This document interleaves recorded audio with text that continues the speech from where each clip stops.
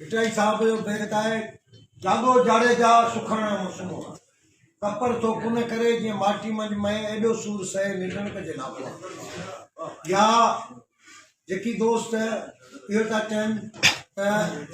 फिरकणा लाहे सुख न सुता करे ओसिड़ो आहे खावड़ियुनि खे मंगड़े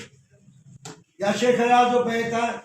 त कंहिंजी कंधीअ ते राह तकी थो ॿेड़ी काई नचणी आहे तूं बि हली वणजारा तोखे पुकारे ॾींदा मुंहिंजा उस्ताद भाइरो जीअं त तंज़ीम ते दोस्तनि तमामु घणो कुझु ॻाल्हायो आहे आउं सिर्फ़ु 11 तारीख़ जे लॉन्ग मार्च खां शुरू कंदुसि त साईं जिन जी 11 तारीख़ जे लॉन्ग मार्च जी जेका तहरीक रखियल हुई उनखे हथु खणाइण में ही फ़क़ीर बि शामिल हुई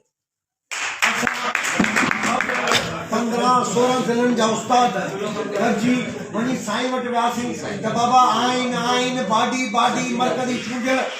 भला उन्हनि खे पाण मोकिलियो था ॾियूं तव्हां हिन खां हथु खणो 22 तारीख़ ते रखो हुननि 20 तारीख़ 21 तारीख़ 20 तारीख़ ते रखी आहे वर्किंग कमेटी पाण सभु हलूं था वर्किंग कमेटी में उते हुननि खां मुतालबो करायूं था इहो जेको कमु तव्हां कयो था तव्हांजी सिहत बि इजाज़त नथी ॾिए पाण इहो कमु हुननि खां था वठूं असां हुननि सां ॿाह ॿेड़ी थियूं था उस्ताद जो फ़ाइदो थिए पाण जी जेकॾहिं घटिताई थी त का वॾी ॻाल्हि कोन्हे त बदिन सिटी ऐं तहलके जो 2 कोस्टर निकिरणु खपनि ऐं दोस्तनि खे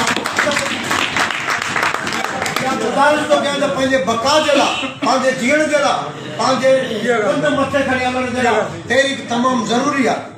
ऐं उन तहरीक जो तव्हां भरपूर हिसो थियो इहो न सोचियो त फलाणो करे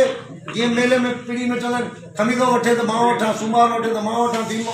ईअं न आहे सभिनी खे असां सभिनी दफ़ा थिए थो त असीं सभु गॾिजी हिन तहरीक खे कामयाबु कयूं तव्हांजी वॾी वॾी महिरबानी जेकी बि दोस्त असांखे सॾु कया ऐं जेकी न आया उन्हनि खे तव्हां मैसेज कन्वे कयो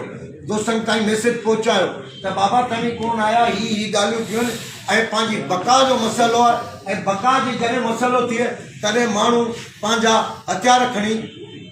ऐं बका जी जंग विड़े सभिनी वॾी वॾी महिरबानी तव्हांजो टाइम वरितो तिखियो मूंखे मुंहिंजूं ॻाल्हियूं हुयूं माफ़ु कजो।